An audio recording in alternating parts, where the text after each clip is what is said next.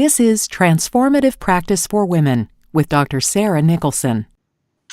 So, Alexandra, I'd really like to welcome you and thank you for being part of this interview series. These interviews are an extension of my book, The Evolutionary Journey of Woman, and in that sense, they're about the heroine's journey, both in history and the present. And more specifically, what I'm aiming to do here is to weave a woman's spiritual lineage, both by exploring female spiritual ancestry in all its forms and by hearing the words of fellow wise women such as yourself. So, to start, I'd really like to hear where the heart and soul of your work is at the moment. Thank you very much. I'm honored, first off, so thank you. And I love this, and I love your work, and I appreciate you and all that you're bringing to the feminine, to the feminine, just enlightening us and inspiring us with the academic background and just inspiring these conversations and bringing this out in the open. I think it's such an important topic for us modern day women. So I just want to thank you first. Thank you. And then so the question is my heart. Tell me the question again. Yeah, where's the heart, it's the heart and soul of the work that you're doing at the moment? Or where's your passion? Yeah, I mean, I think for me, my biggest passion right now is becoming a mother. Yeah. So that is, I have a 21-month-old. Yeah. And I've had such a heroine's journey into motherhood. Yeah. I don't think you can ever prepare for motherhood. I prepared as much as I thought I could. And it's been such a roller coaster of amazing growth and transformation from literally conception to this. I'm just super passionate about women and women's bodies. We, in our womb, carry life. Life is created inside of us. Amazing. And that was a theory for me, and it sounded amazing and beautiful until I was actually carrying a child, and then to birth him. I'm so in awe of women and our bodies. So I think for me, it's really coming back to our feminine bodies and feminine wisdom and really tuning into this incredible, amazing, luscious gorgeousness that is our bodies and celebrating that more. Not from a intellectual idea, but really feeling that and feeling my womb and feeling my femininity in a totally different way and feeling my feminine in a totally different way. And that for me is showing up in motherhood. But I think it's not just motherhood. I think it's for all of us women to really sink into our root chakra, our pelvis, our uterus, and that power that lies there. And I think I was just talking with one of my girlfriends, and I've studied a lot. I've had a lot of intellectual ideas, and just in the last 2 years of having a child, there's been a lot of focus on my womb area. And I noticed how constricted I was in that area from not letting the energy, the life force flow down there and stepping into my sensuality and my sexuality in a whole different way. And feeling the images and the conditioning I've had around what beauty is and sucking in my belly and constricting that area to really opening up to the fullness and expanding and taking up more space rather than shrinking and contracting, and it in a very physical level, contracting my belly so that I have a flat stomach is just ridiculous. I just noticed how much tension and resistance I was holding there. So that was kind of a whirlwind, but I think it's really coming back into the feminine body and all of her gifts, if I was going to sum it up. Perfect. And I was actually, one of the other questions I was going to ask is how do you think being a woman has made a difference to your spiritual journey? And I think what you just said really speaks to that a lot. But how do you feel? Do you feel there's been a change in your relationship to your spirituality or your spiritual practice in this journey in motherhood? Oh my gosh, totally. I laugh because while I was pregnant and before I was pregnant, I had this idea that I just felt like I really wanted to tune in to my divine feminine and spirituality in a whole new way. So I was just feeling this calling. And then I became a mother, and there's a lot of day-to-day stuff. There's laundry and there's diapers and there's breastfeeding and just mundane dishes and cooking. And I was like, wait a minute, what happened to my desire for this spiritual goddess of unfoldment and divine ecstasy, all of these. I envisioned myself just being on retreats and having luxurious spiritual experiences. So that was not my experience becoming a mother.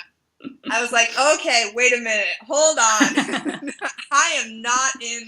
I love my child, and there's the ecstasy with my child, and then the day-to-day, that was really challenging for me. It was one of my biggest challenges, of having the spaciousness to be able to create my life and to journal and to meditate, and just the freedom and spaciousness I had before a mother.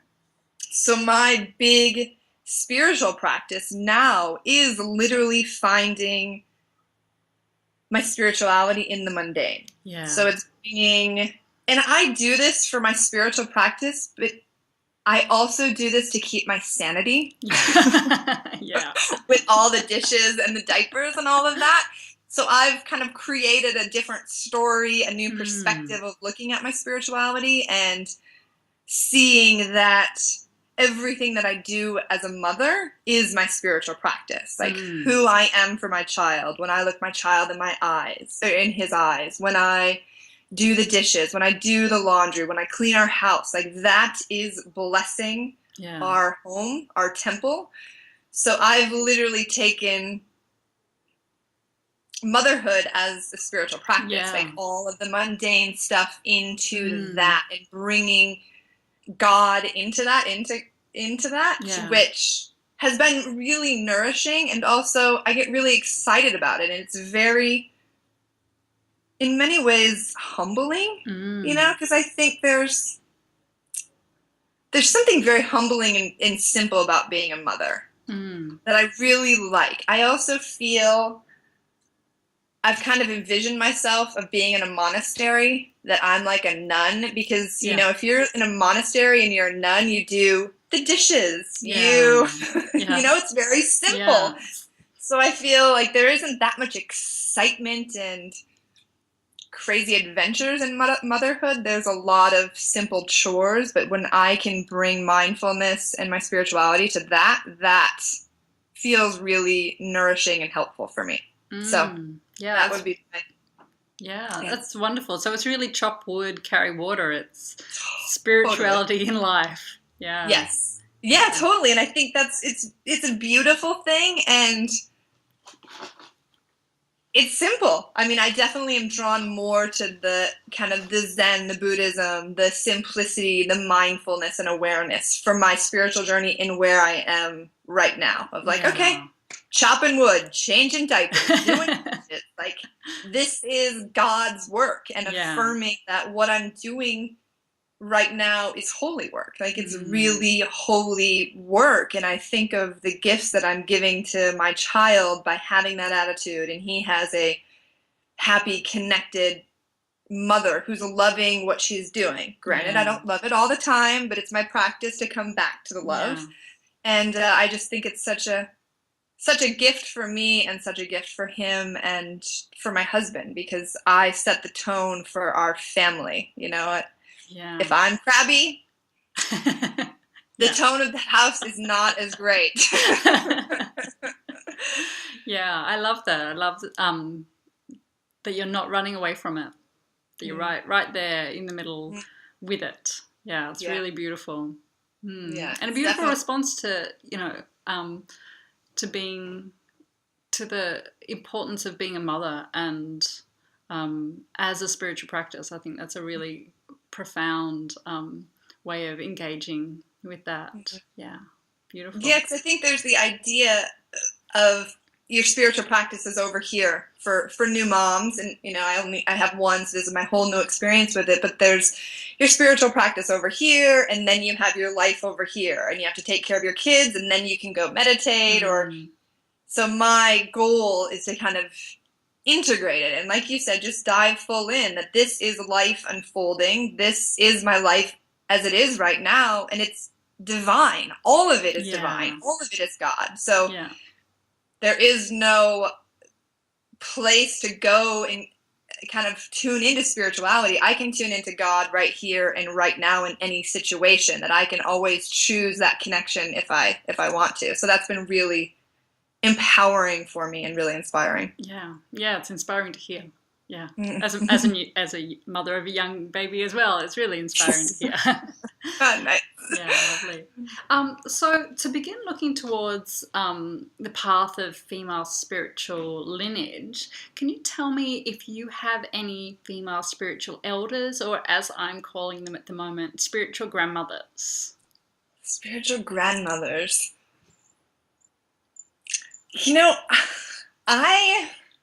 Spiritual grandmothers, I've had a lot of teachers that I really love. But like when you ask me that right now, what comes up for me is I feel like I have an inner goddess within me that is guiding me. So I think I have a variety of different archetypes. Yeah. I have like a mama goddess, and I have an earth goddess, and I have these different flavors and textures of my divine self. So I feel that my kind of guidance is more of my higher self. Yeah. Like it's more of, and that's my whole practice is I love to study and I love to learn from other people, but where I've been for the last couple of years is really coming back to me and finding out who I am and what is my highest self, and less looking outside and more coming within and saying, okay, what is my highest self? Like, what is my soul calling for? So yeah, I think that would probably be my answer. And I have been inspired by a lot of people, but it's more of accessing that divine goddess that's within all of us. I'm curious that your sense of having goddess archetypes not inside, but that you can connect with. Do they feel ancestral to you? Yeah, I do think so, for sure. There's like a deep, like you said, grandmother. Like I feel like I have this earth goddess. Yeah, just this earthy goddess that's very ritualistic and spiritual and connected, and it feels old and wise and something otherworldly. Yeah, I definitely feel like it. There's ancestral, and I think it's just maybe it is my ancestors of like how my grandmother's grandmother. There's something that is there, but there's definitely a strong feminine power within me, but I can't place it on who it is. I mean, my mother is amazing. I love my mom. She's an amazing, feminine, powerful, beautiful woman. So I love her, and my grandmothers in their own way, but I can't say that I look to them for feminine inspiration. So it's more. Could be made up, or I don't know. Yeah, it's. I really do identify with that, and a lot of women that I talk to have that sense of almost like a collective female ancestor archetype inside that you can, feel and connect with, and that's wise, and and I think there's a lot to be said about. The importance of feeling deep into that mystery. Yeah. And I think for me, a lot of this kind of has come up for me is journaling. I'm really big into journaling. So I've I've had a journal since I was in like 5th grade. It is one of my spiritual practices, and I literally feel when I open my journal that something flows through me that is this archetype, this elderly goddess, this mother within me, this something that flows through me, and I just connect to who I am, what I want, what I stand for, and it's a very clear voice for me when I feel disconnected or unsure of where to go. That's one way that I channel this kind of energy, if you will. Yeah, wonderful. Actually, I know that you're a dancer, and when you're talking about this like earth archetype, one place that I really find that is through dance. And I wondered if that's something that happens for you as well. Yeah. Well, I gotta say, like, I love to dance. I don't know if I'm a dancer because I love to dance, but I'm not same. a classical dancer. Yeah. But yeah, dancing is one of my biggest ways to connect to my feminine, to my sensuality, to my sexuality, to my body. Like, sometimes I forget how much I love to dance, and if I have a break where I don't do it and I do it, and I just did it the other morning. I woke up early and it was like 5 a.m.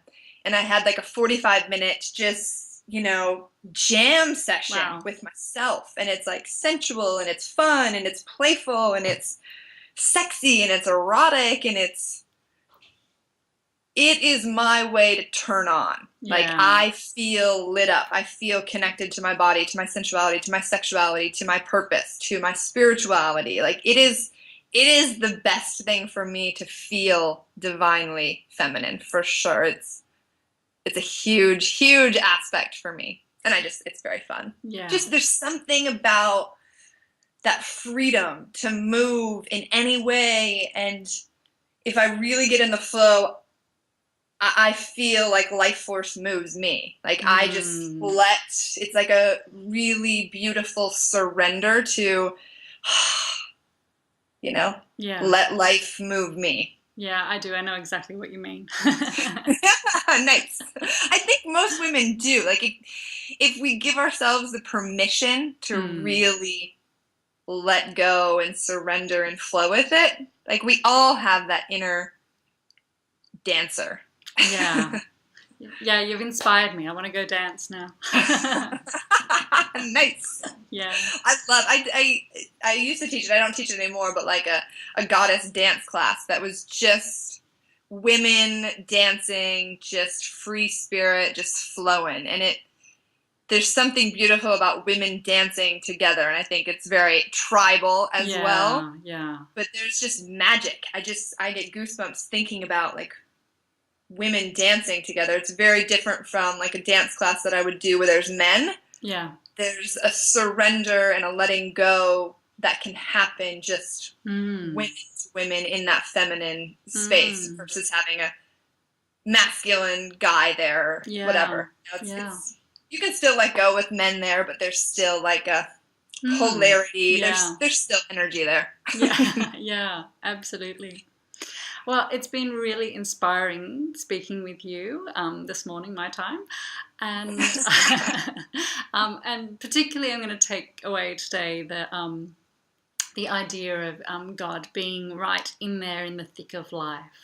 I think that's a really beautiful and profound practice, particularly in terms of being a woman and a mother. So thank you so much for sharing with me in this interview. Thank you. It was so wonderful talking with you, and I just appreciate your glowing, gorgeous goddessness. You're such a radiant light. So thank you. Thank you. Bye-bye.